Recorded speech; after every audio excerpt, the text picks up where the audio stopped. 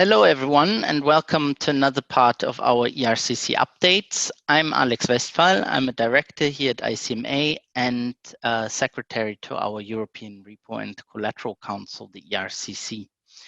In that role, I'm also heading our detailed work on SFTR implementation to help members implement the extensive reporting regime that SFTR is about to introduce. This is no doubt a very important challenge for the industry and obviously, therefore, also a key priority for us and one that we spend a lot of our time on. So I wanted to give you a brief update today on where we are in this process and also, of course, what we are doing here at ICMA to help members with SFTR. So let's start with the timeline, where we've seen quite a lot of movement over the past couple of weeks. In theory, we're now less than 2 weeks away from the initial reporting start date defined in SFTR, which is the 13th of April for all firms in the first reporting phase, namely banks and investment firms. Now, in the current circumstances, with all the measures around the coronavirus, going live with such a massive project is, of course, extremely problematic. So as these concerns were mounting less than 3 weeks ago, in fact, we put together a letter to ESMA, which was co-signed by ISLA, to request a formal delay of the reporting go live. In support of that request, we also submitted some concrete examples of the impacts that COVID-19 and the related measures have on firms' implementation programs, which is something that actually ESMA asked us for. So that letter went out to ESMA on the 16th of March. And only 3 days later, we already received a reply from ESMA with some very good news. On the 19th of March, they issued a public statement, essentially agreeing to postpone the go live by 3 months. So that is to the 13th of July. Which is the date when the second phase of the reporting starts, which is applicable to CCPs and CSDs. And this also remains unchanged. So as a result, what we will now see is a merging of the first 2 phases. Now, the 3 months delay is a little less long than we had hoped for. We had suggested to push the go live to October initially in our letter. But it's probably as far as ESMA felt they can go at this point, and it is definitely a great relief to the industry. One important aspect that the initial statement left open was backloading.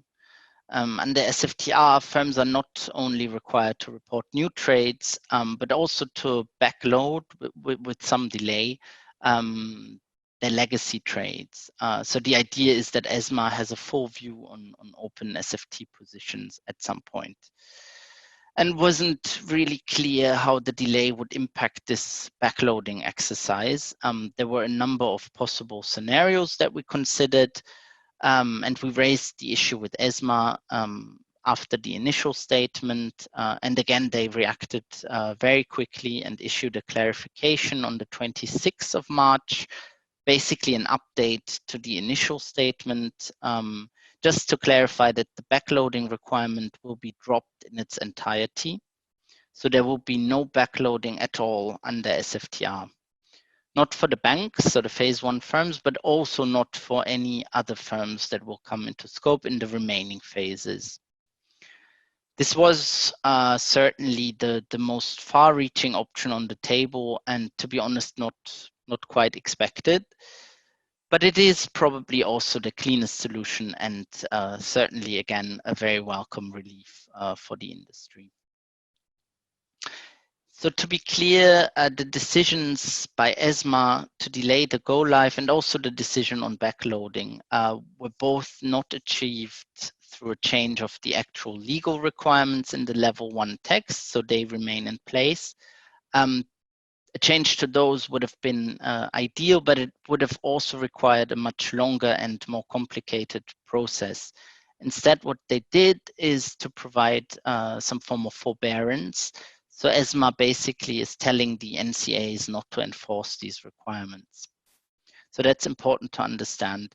The big advantage of the chosen approach is that it allowed ESMA to react really very quickly. And that was definitely very important in the current situation.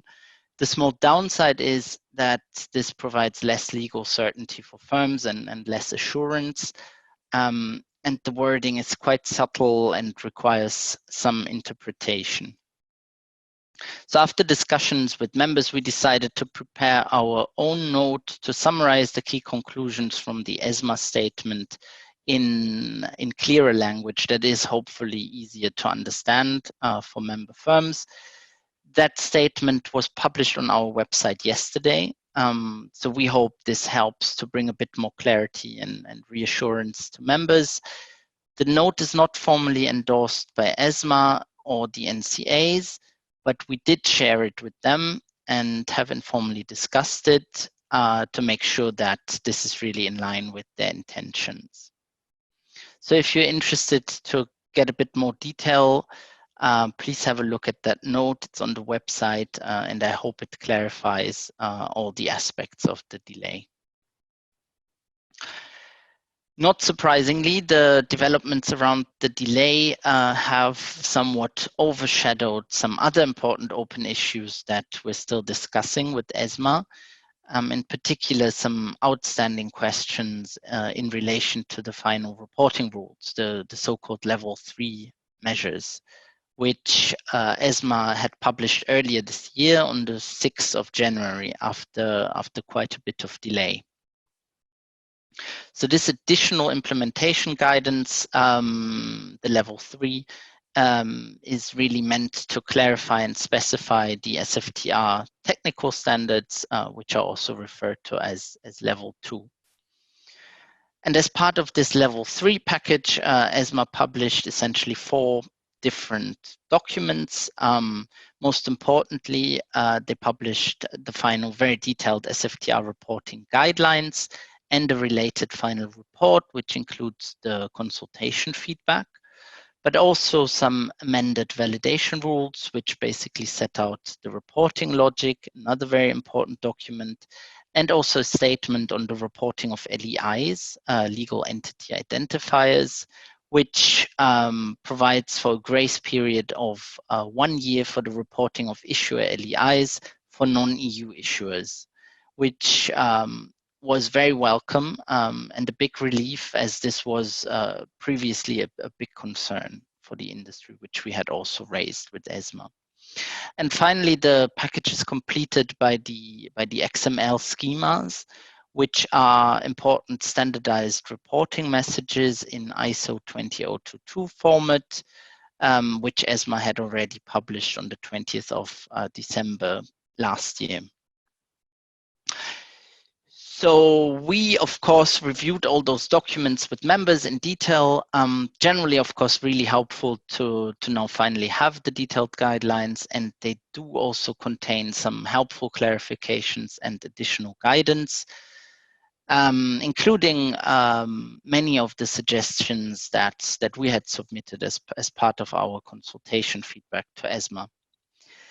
But there are definitely also a lot of things that are not clear in the guidelines or even contradictory, including on quite fundamental issues, which of course is not ideal so late in the process. So we identified a long list of around 50 issues. Most of those we thought we can address through best practice, but a couple are really quite fundamental, so we decided to raise those with ESMA directly and ask for clarifications. 2 questions are worth highlighting here and really stand out. First, in how far do settlement fails on the repurchase leg of a repo require reporting? There has always been a very clear industry consensus that modifying reports following a settlement fail would not be appropriate in the context of repos, as that would clearly misrepresent the contractual and legal reality of the product. But despite quite a lot of discussions we've had with ESMA on this question over the past months, the guideline guidelines seem to unfortunately require exactly this. One reason for that is that repo is different from securities lending on this point, and ESMA tried to basically devise a mechanism that works for both, but the result, unfortunately, and as so often, works really for neither of the two. Second issue, for uncleared repos, how should variation margining be reported? Again, something we've discussed quite a lot with ESMA over the past months and years.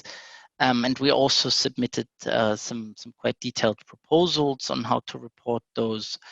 But still, the relevant examples in the guidelines are not clear at all. So we are trying to clarify that as well. Both of the issues remain unresolved. We continue to discuss them with ESMA and are also trying to increasingly involve the NCAs and the national competent authorities in those discussions. So that brings me on to the last and most important part, actually, of the presentation, our detailed work at ICMA with members to help the industry prepare for SFTR. Our dedicated SFTR task force already exists now for a number of years, but we've really seen a massive increase in the numbers over the past 2 years, and especially over the past year, really. To a degree that it has now become one of ICMA's largest active working groups. We have around 700 active members in the task force, representing more than 150 firms, and those really cover the whole market spectrum. So it's sell-side firms, buy-side firms, all the main market infrastructures, including CCPs, trading venues, tri-party agents, and so on. But also the different trade repositories, and importantly also all the other relevant service providers, so the vendors that play a very active and important role in this process as well. So that group is very much leading the implementation work in relation to repo and buy sellbacks. We continue to meet very frequently, currently of course virtual, with the regular attendance of around 200 members every time. So with SFTR, certainly we can't complain about the lack of engagement from members, which is really good and really important, because the focus of the work is really to ensure that there's the broadest possible market consensus, and we try to achieve a common understanding among all the relevant firms on what SFTR requires, but also to develop complementary best practice recommendations, which again only work if they reflect a broad market consensus. So the big news on this side is that on the 24th of February, we published our detailed ICMA recommendations for reporting under SFTR.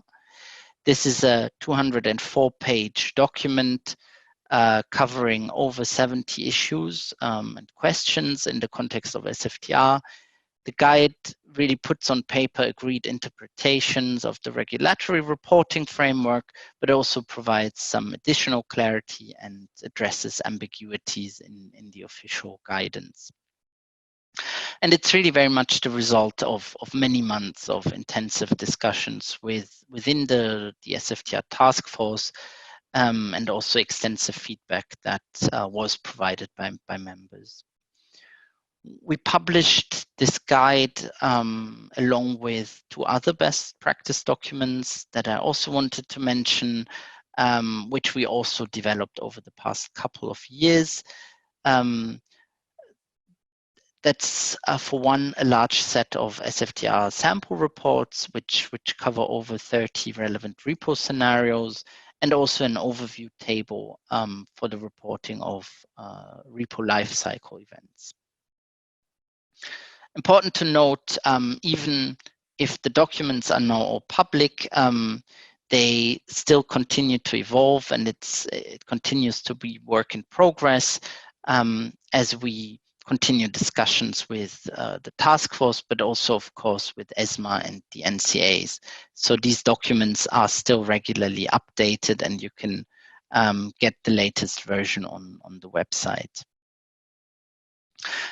That said, it certainly is a big step for us to have the documents out there in the public domain, and we're very keen to make sure that they are distributed as widely as possible, again, to help create consistency in the implementation, which ultimately will, of course, benefit our members, as it will avoid a lot of operational overhead.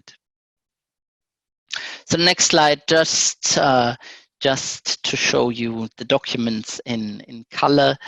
So the slides, by the way, will be available along with the recording of the webinar. So you can download the slides and click on all the links, which I included here to all the documents. And then just a final note to conclude today's webinar. Just to say that I would also encourage you to make use of our additional resources, either on the website, but also our important educational offering, which is another crucial element of our SFTR work.